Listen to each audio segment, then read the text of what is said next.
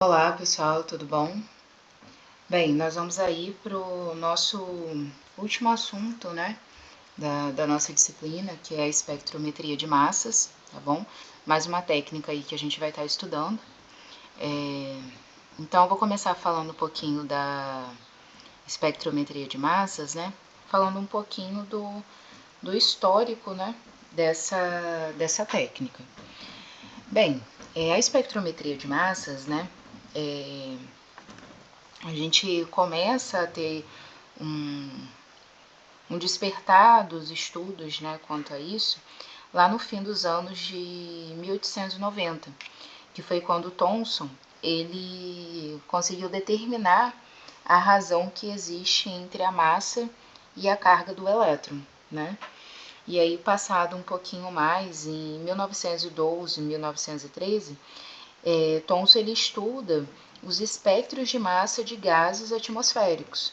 E aí ele consegue demonstrar a existência, né, de isótopos. E aí, em 22, Ashton ele vai receber um prêmio Nobel por descobrir, por meio da espectrometria de massas, diferentes, né, vários isótopos de vários elementos não radioativos. E aí, em 2002, dois cientistas eles recebem, né, o Prêmio Nobel de Química por desenvolver métodos de análises justamente da espectrometria de massa, né, em moléculas biológicas. Então, a gente tem, né, esse histórico, né, um pouquinho aí sobre essa técnica. E aí, né, a espectrometria de massas, ela não envolve a interação da luz com a matéria, né? Porém, a espectrometria de massas ela é muito utilizada, né, e muito importante para poder identificar compostos que são desconhecidos. Então, é uma técnica que é muito utilizada, né, com esse objetivo de identificação de substâncias que são desconhecidas. Então, de forma geral, né, o princípio básico da espectrometria de massas é justamente gerar íons de compostos inorgânicos ou orgânicos e posteriormente separar esses íons pela sua razão massa-carga e posteriormente detectar qualitativamente e quantitativamente esses íons. Então, a gente consegue visualizar aqui, né, justamente esse processo de ionização, porque se a gente vai gerar íons, né, vai estar acontecendo ali justamente essa ionização. E aí a gente consegue ver aqui, né, a molécula, essa molécula, ela sofrendo, né, o processo de ionização, a gente tem justamente aqui, né, a molécula com a sua parte positiva, então justamente formando aí, né, o cátion, e aí a gente tem a perda do elétron, né, para poder formar esse cátion, e aí a gente tem também a formação de uma parte negativa.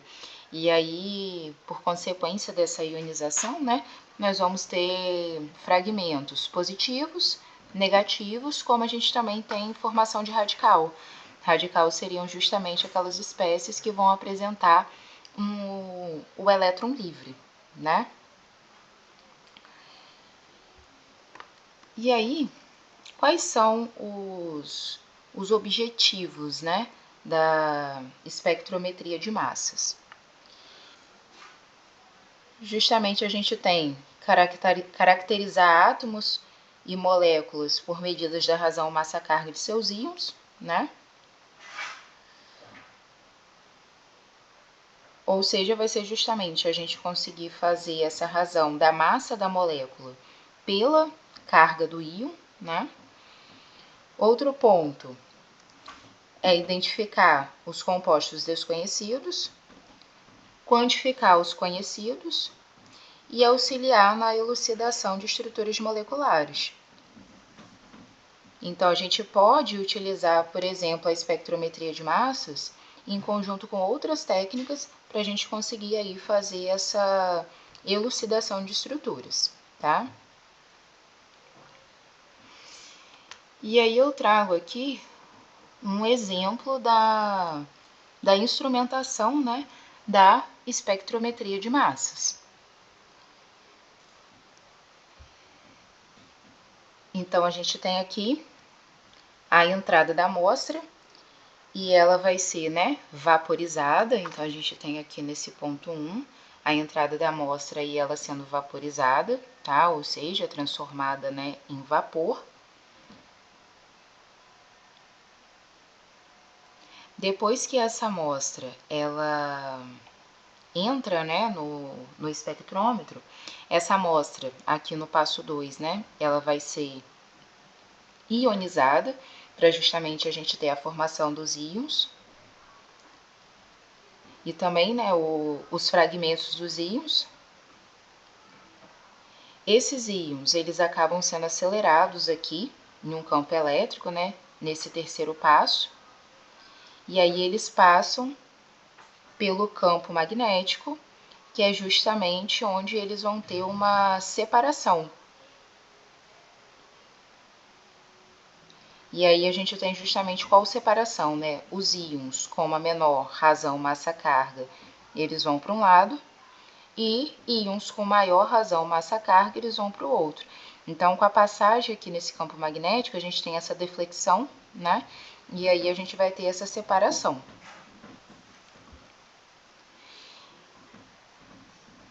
E aí a gente vai ver aqui o detector, e aí esse detector, ele acaba detectando esses íons de forma separada, né? Justamente teve essa separação, então o detector ele vai detectar aqui de forma separada esses íons que tem a razão massa-carga, né? Diferente.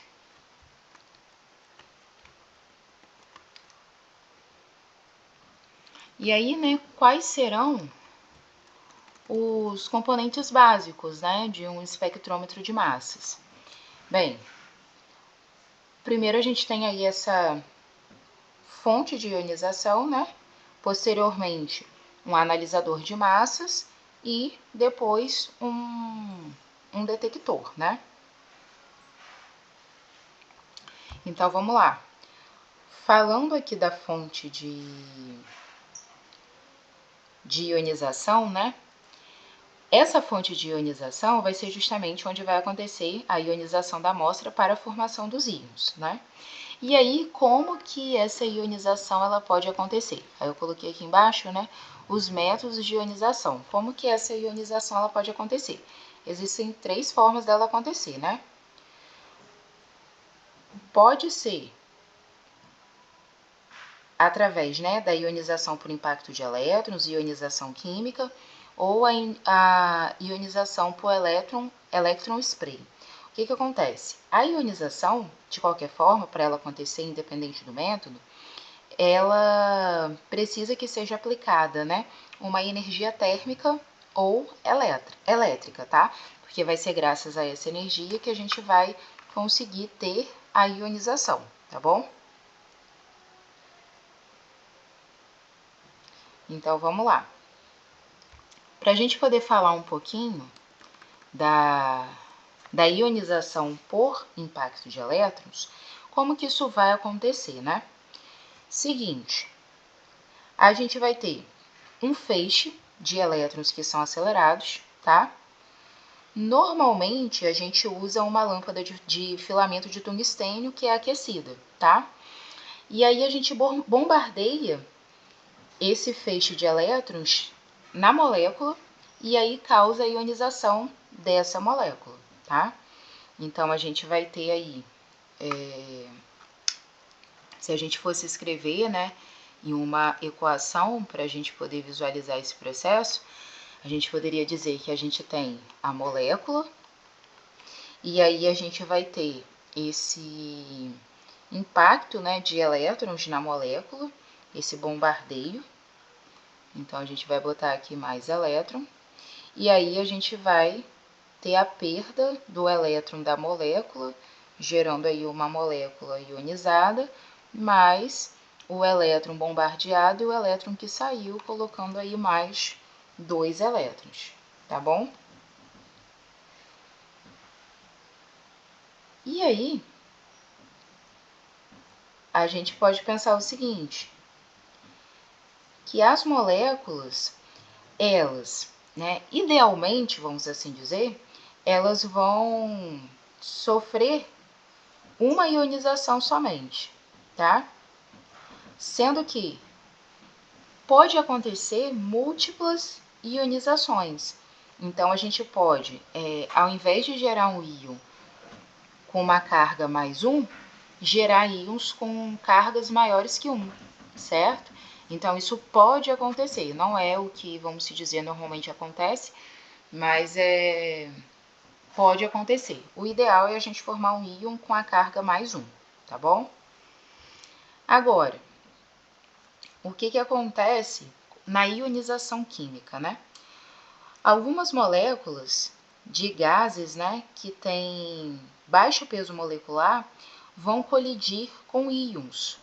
E aí isso vai resultar na geração de íons gasosos, que aí eles são utilizados para ionizar outras moléculas neutras, tá? Então, o que vai acontecer? Qual é a diferença da ionização química por impacto de elétrons? Porque por impacto de elétrons, o elétron é responsável por gerar o íon. Agora, na ionização química, um íon, propriamente dito, ele que consegue ionizar a molécula, tá? A gente poderia, né, se fosse representar isso em uma equação, a gente poderia colocar aqui, ó, um íon, AH+, né? Esse íon, ele que vai bombardear aí a molécula. E aí, quando isso acontecer, a molécula que vai se tornar ionizada. Então, a gente formaria isso aqui. Ou seja, a molécula se apresentando ionizada graças à interação com esse íon, tá bom? Então, aí já seria um exemplo de uma ionização química, porque já utiliza um íon para formar outro.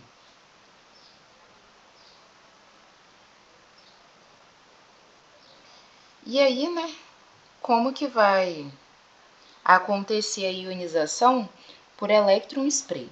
Algumas informações importantes, né, sobre essa técnica, né, através desse método de ionização, é a técnica que a gente mais utiliza, né, em análises por espectrometria de massas. A solução de uma amostra, ela vai ser submetida a um processo de formação de spray através de um capilar.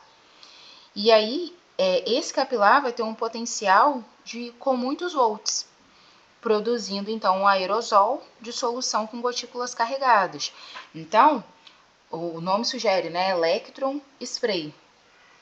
Então, novamente, a gente vai ter a amostra em meio à solução. Então, a nossa amostra vai estar como uma solução, né? E aí ela vai ser submetida a um processo que vai formar como um spray.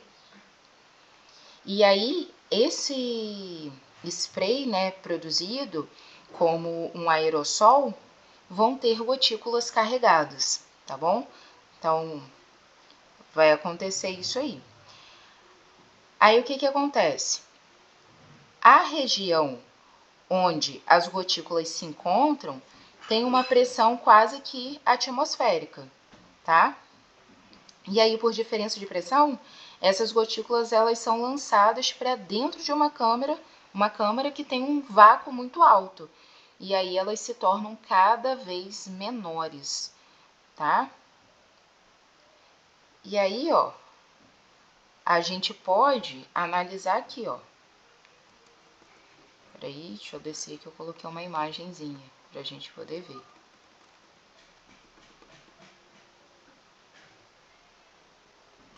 Então, a gente pode ver aqui assim, aqui, ó. Aqui nós temos o spray, que vai formar a gotícula que é carregada, e ela passa por uma outra região, para essa região, né, que tem um alto vácuo, E aí, essas moléculas, elas sofrem, né, uma evaporação, elas vão diminuindo de tamanho, né? Outra coisa que pode acontecer também é fissão de quebra dessas moléculas, e os íons, eles acabam sendo obtidos aí em fase gasosa, certo? Então, aqui é um outro processo, a gente percebe, né, que tá tudo carregado aí nesse processo, então é uma outra maneira que a gente tem de acontecer esse processo de ionização, tá bom?